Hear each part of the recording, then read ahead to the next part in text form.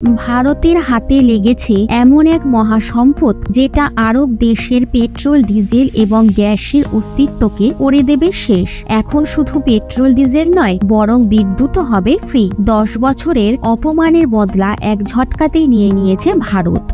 তো বন্ধুরা, ভারত 10 বছর ধরে এমন এক অপমানের সম্মুখীন হচ্ছিল যেটা কোনো ছোটখাটো অপমান ছিল না, বরং ইন্টারন্যাশনাল লেভেলে ভারতকে অপমান করার চেষ্টা করা হচ্ছিল।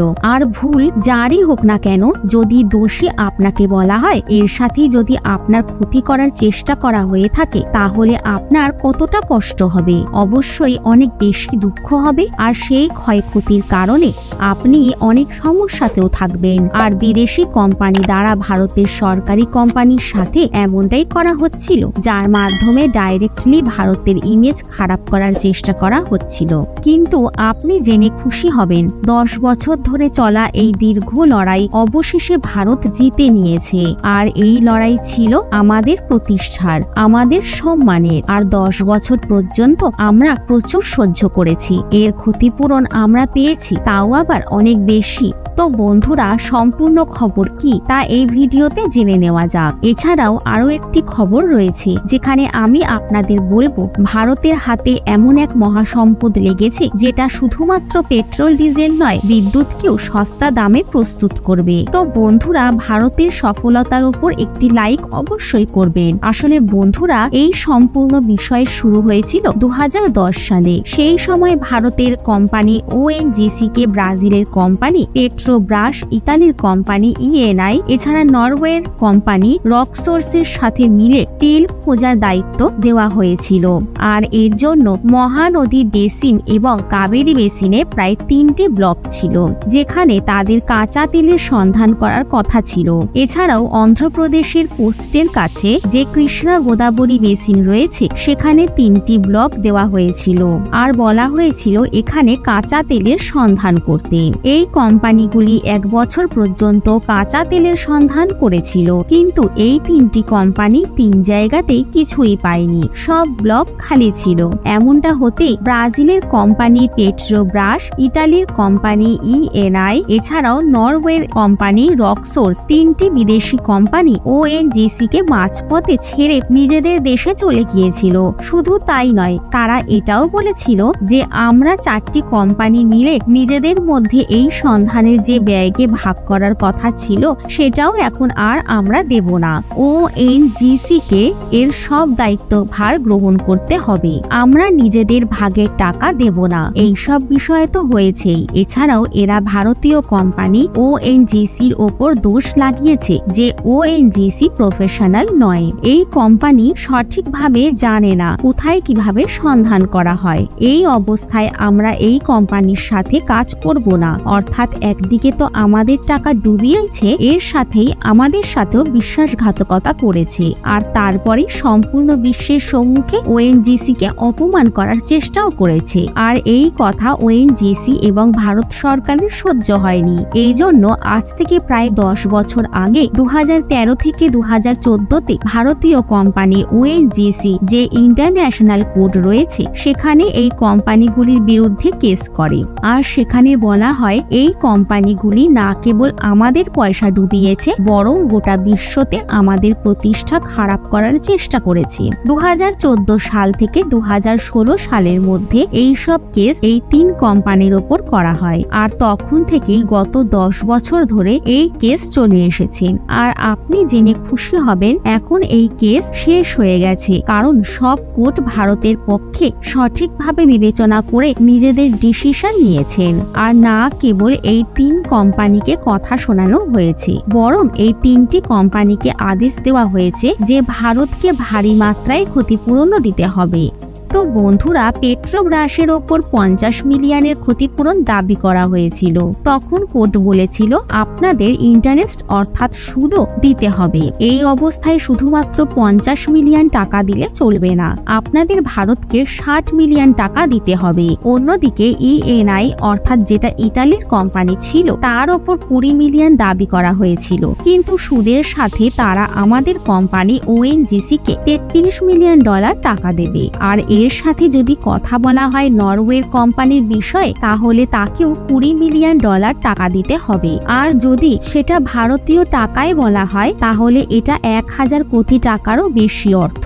শুধু তাই নয়, এই কেসের কারণে এই 3টি কোম্পানির প্রতিষ্ঠাও অনেক নিচে নেমে গেছে। ইন্টারন্যাশনাল মার্কেটে এই মেসেজ গিয়েছে যে এই কোম্পানিগুলি বিশ্বাসঘাতকতা করে, যেমনটা এরা ভারতের সাথেও করেছে। কিন্তু বিষয় এখানে সীমিত ছিল না। আসলে 3টি কোম্পানি 2011 সালে আমাদের দেশ ছেড়ে পালিয়ে গেছিল, কারণ এদের মনে হয়েছিল ভারতের কোনো ব্লকেতেও এক ফোঁটাও তেল নেই। কিন্তু ওএনজিসি ক্রমাগতই তার সন্ধান চালিয়ে গিয়েছিল। আর আপনি জেনে খুশি হবেন, যেই ব্লককে ছেড়ে এই কোম্পানিগুলি চলে গিয়েছিল, সেই ব্লকেতে ওএনজিসি কৃষ্ণা গোদাবরী বেসিনে সেখানে কাঁচা তেলের সন্ধান পেয়েছে। আর সেই তেলকে ওএনজিসি বের করা শুরুও করে দিয়েছে। এছাড়াও যে মহানদী বেসিন রয়েছে, সেখানেও তেলের সন্ধান পাওয়া গেছে। সেখানেও সিসমিক সার্ভে করা হচ্ছে। খুব তাড়াতাড়ি সেখান থেকে তেল নির্গত করা আমরা শুরু করে দেব।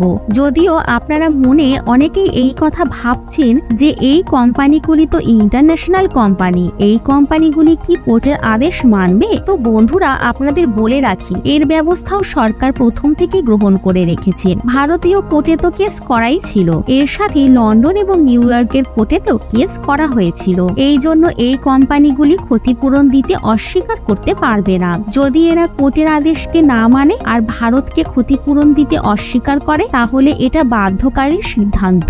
এই কোম্পানিগুলির যে ইন্টারন্যাশনাল অ্যাসেট রয়েছে, সেগুলোকে বিক্রি করা যেতে পারে। তো বন্ধুরা, সেগুলোকেও সিল করে দেওয়া হবে, সেগুলোকে তারপর নিলাম করা হবে। তা থেকে যে অর্থ আসবে, সেটা ভারতের ওএনজিসি কে ক্ষতিপূরণ হিসাবে দেওয়া হবে। অর্থাৎ এই কোম্পানিগুলি পালিয়ে যেতে পারবে না। যদি পালানোর চেষ্টা করে, তাহলে তার দ্বিগুণ ক্ষয়ক্ষতি হবে। দ্বিতীয় খবর হলো, ভারতের যে মহানদী বেসিন রয়েছে, যেটা উড়িষ্যার মধ্য দিয়ে ভুবনেশ্বর পর্যন্ত এসে সমুদ্রে মিশেছে, সেই সম্পূর্ণ এলাকাকে বলা হয় মহানদী বেসিন। আর এখানে যে এলাকাগুলি রয়েছে, অর্থাৎ সেখান থেকে প্রায় 30 কিলোমিটার দূর সমুদ্র পর্যন্ত ওএনজিসি, যেটা ভারতীয় কোম্পানি দ্বারা তেল এবং গ্যাসের সন্ধান করেছিল, আর গত কয়েক বছর ধরে সেটা জারি ছিল। কিন্তু আজ ওএনজিসি সেখানে গ্যাস থাকার সম্ভাবনা পেয়েছে। আর সবচেয়ে গুরুত্বপূর্ণ বিষয় হলো, এখানে ওএনজিসি একটি নয়, বরং দুটি ন্যাচারাল গ্যাসের সন্ধান পেয়েছে। আর এটা অনেক বেশি গুরুত্বপূর্ণ।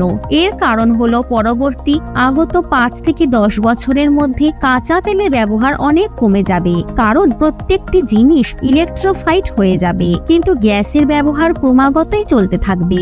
আসলে কিছুদিন আগে যত পরিবেশ সুরক্ষা সম্মেলন হয়েছে, সেখানে সব দেশগুলিকে এই সব জিনিসের ওপর উৎসাহিত করা হয়েছে। আপনারা নিজেদের দেশে কয়লা জ্বালিয়ে বিদ্যুৎ উৎপাদন করেন, অনেক দেশ তো আবার ডিজেল পুড়িয়ে বিদ্যুৎ উৎপাদন করে থাকেন। কাঁচা তেল দ্বারা তৈরি করা বায়ো প্রোডাক্টের ব্যবহার করেন, তা থেকে বিদ্যুৎ উৎপাদন করেন, যা থেকে ভয়ানক দূষণের সৃষ্টি হয়। এই অবস্থায় এই সবের ব্যবহার না করে যে ন্যাচারাল গ্যাস হয়, তার ব্যবহার করুন, কারণ তার থেকে দূষণ খুবই কম মাত্রায় নির্গত হয়। বিশেষ করে কয়লা এবং ডিজেলের তুলনায় প্রায় নায়ের বরাবর। এজন্য বেশিরভাগ দেশ কয়লা এবং ডিজেল থেকে শিফট করছে ন্যাচারাল গ্যাসের দিকে। এই অবস্থায় এর ব্যবহার পরবর্তী সময়ে আরো বৃদ্ধি পাবে, যেমন ভাবে বিদ্যুতের চাহিদা বৃদ্ধি পাবে। অন্যদিকে যেমন ভাবে ন্যাচারাল গ্যাসের ব্যবহার শুধুমাত্র বিদ্যুৎ তৈরিতে করা হয় না, তার থেকেও বেশি ব্যবহার করা হয় আমাদের বাড়িতে খাবার তৈরি করাতে। এজন্য ভারতের প্রয়োজন যতটা সম্ভব ন্যাচারাল গ্যাসের বিষয়ে আত্মনির্ভর হওয়া, কারণ এই সময় পরিস্থিতি এমন রয়েছে যে ভারতে 50%-এরও বেশি ন্যাচারাল গ্যাস শুধুমাত্র 2টি দেশের থেকে ইম্পোর্ট করা হয়ে থাকে। প্রথম হলো কাতার, আর অন্যটি হলো আমেরিকা। আর ওভারঅল দেখতে গেলে আমাদের প্রয়োজনীয়তার 3/4 বেশি গ্যাস আমরা অন্যান্য দেশ থেকে ক্রয় করে থাকি। আর এই জন্য মহানদী বেসিনে যে 2টি গ্যাস ভান্ডারের সন্ধান পাওয়া গেছে, এটা ভারতের জন্য কোনো সম্পদের চেয়ে কম নয়। তো বন্ধুরা, ভারতের খুব দ্রুতই এই গ্যাসকে নির্গত করার কাজ করা উচিত। আর বন্ধুরা, এ বিষয়ে আপনার কি মতামত রয়েছে তা কমেন্টে অবশ্যই জানাবেন। তো বন্ধুরা, জয় হিন্দ, জয় ভারত।